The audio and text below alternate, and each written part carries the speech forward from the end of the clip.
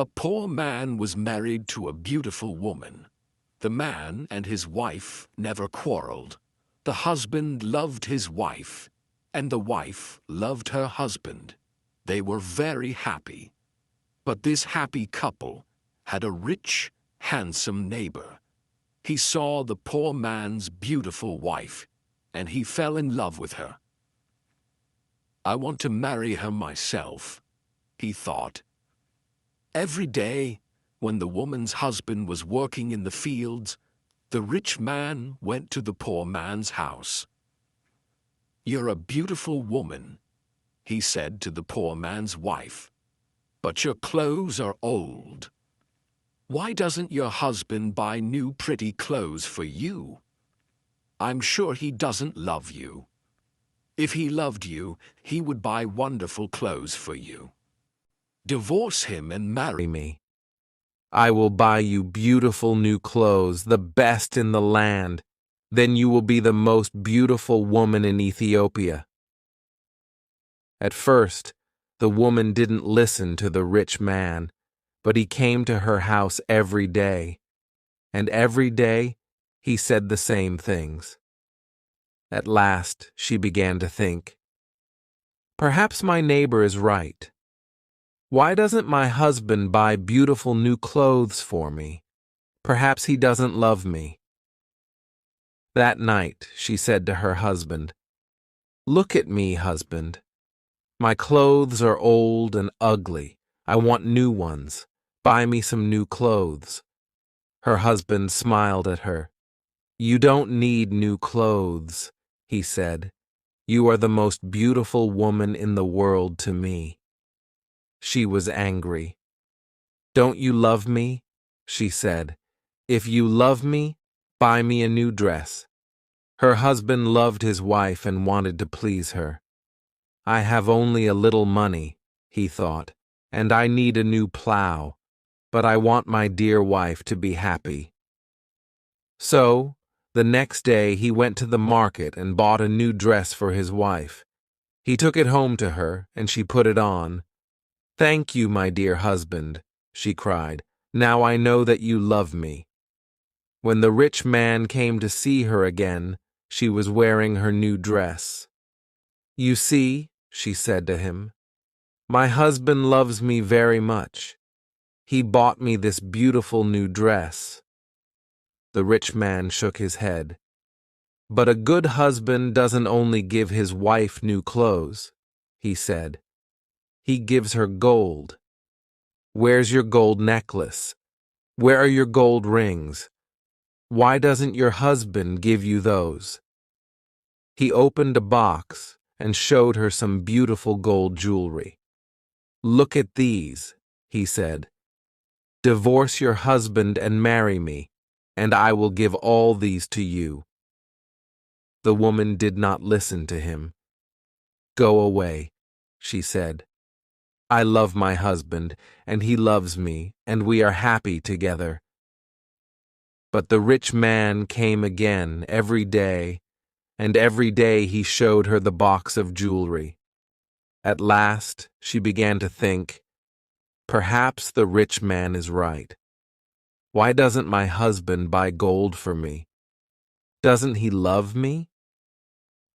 That day, she didn't make a fire. She didn't cook a meal. Her husband came home late after a long day in the fields.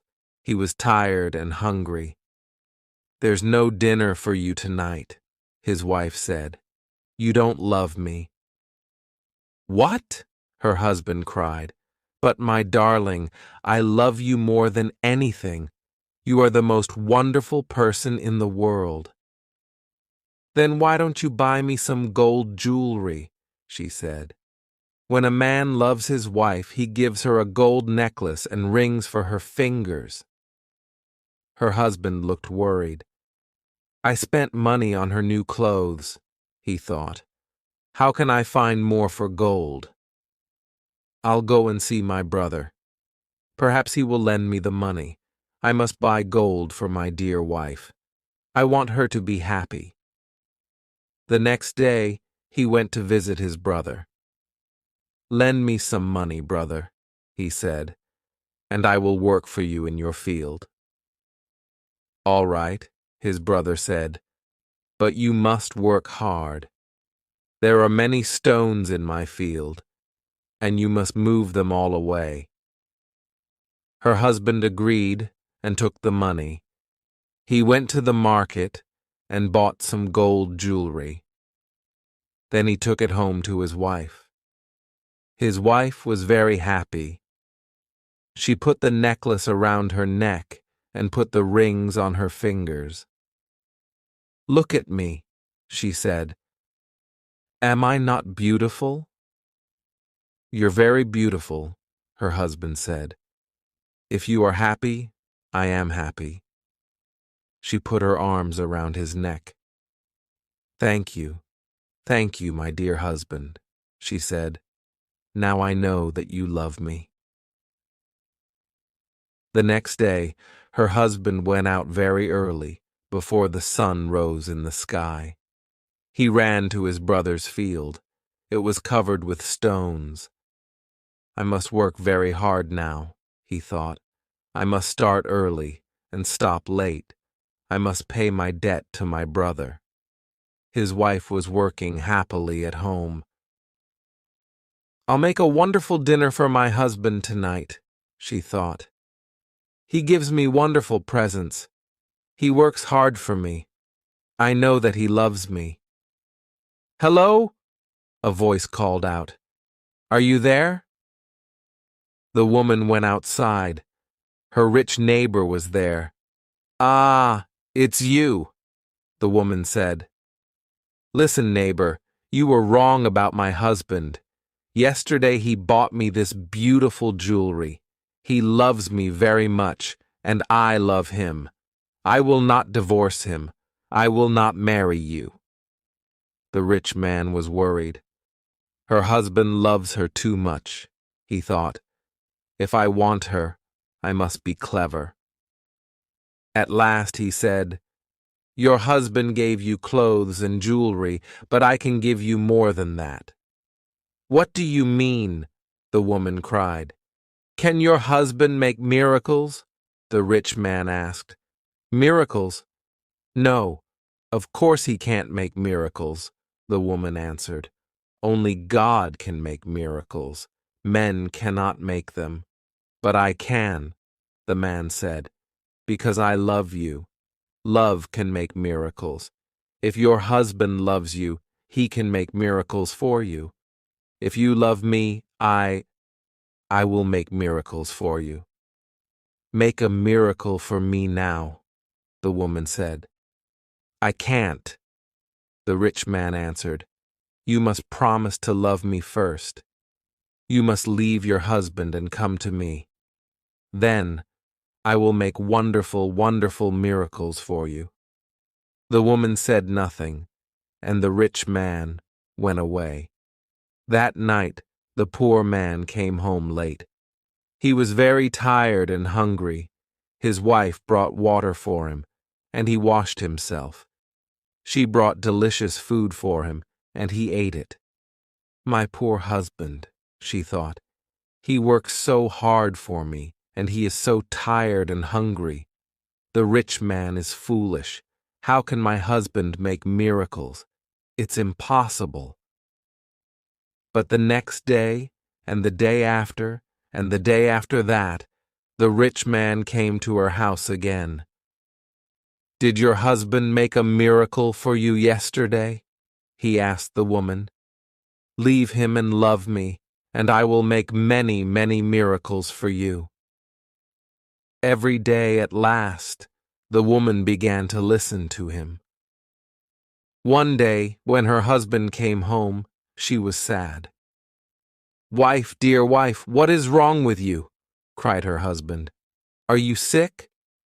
"No," she said. "I'm sad because you do not love me." "What?" cried her husband. "But you know that I love you. I bought you new clothes. I bought you gold jewelry. You're the most precious thing in the world to me." "But you don't make miracles for me," his wife said. Her poor husband was very surprised. Miracles? Of course, I can't make miracles, he said. Why do you want a miracle? Our neighbor came to see me today, the woman said. Love makes miracles, he said. If a man loves a woman, he will make miracles for her. Her husband was very worried. That wicked man wants to take my wife, he thought. All this trouble comes from him. When he first came here, she wanted new clothes. Then she wanted gold jewelry. And now she wants a miracle. What can I do? If I don't make a miracle, perhaps my wife will leave me and marry him. The next day he went slowly to work in his brother's field. I must pray, he thought. Only God can help me now. He looked up to heaven. O Lord God, he prayed, please help me to make a miracle. I love my wife and I want to keep her. Don't let this rich man take her from me. He worked all morning, moving stones from his brother's field. In the middle of the day, he sat down under a tree to rest. A man was sitting there already. Who are you? The poor man asked. I am a wizard, answered the man, and I have a gift for you.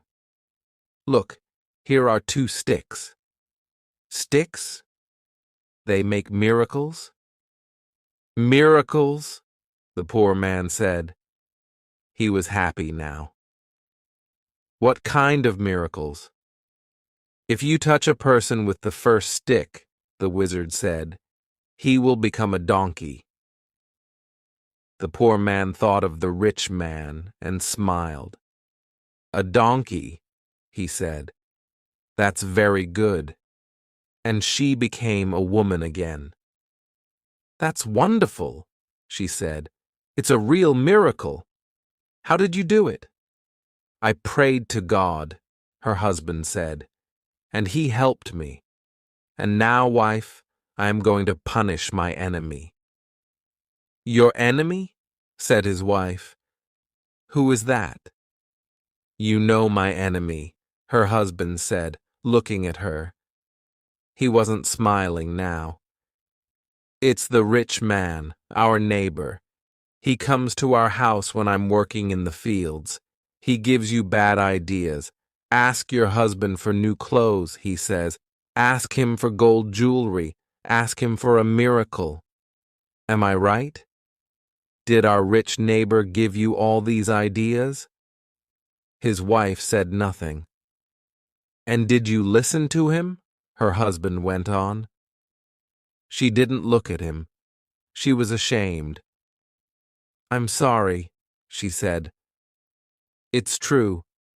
He said all those things. He wanted me to divorce you and marry him, and I listened to him. And do you want to divorce me and marry him? Her husband asked. She looked at him. Her eyes were full of tears. No, dear husband, she said. I want to stay with you forever, and I will never listen to him again. Then take this stick, her husband said, and touch the rich man with it. He gave his wife the first stick, but hid the second one in the roof. The next day, he went to work. Soon, the rich man arrived at the woman's house. Well, he asked her, can your husband make miracles yet? Yes, she said, and she touched him with the first stick. At once, the rich man changed into a donkey. Now, said the woman, you can go to work and help my dear husband. She took the donkey out to the fields. Her husband was working there, moving stones from his brother's field. Ah, he said, a donkey! Now I can finish the job quickly." From that day, the poor man gave the donkey many heavy loads to carry. The donkey carried stones away from the fields. It took sacks of teff to the market and brought flour and coffee home again. For many years, the donkey worked for the poor man. The poor man was not so poor now. The donkey was helping him, and he was becoming richer. One day, the poor man looked at the donkey.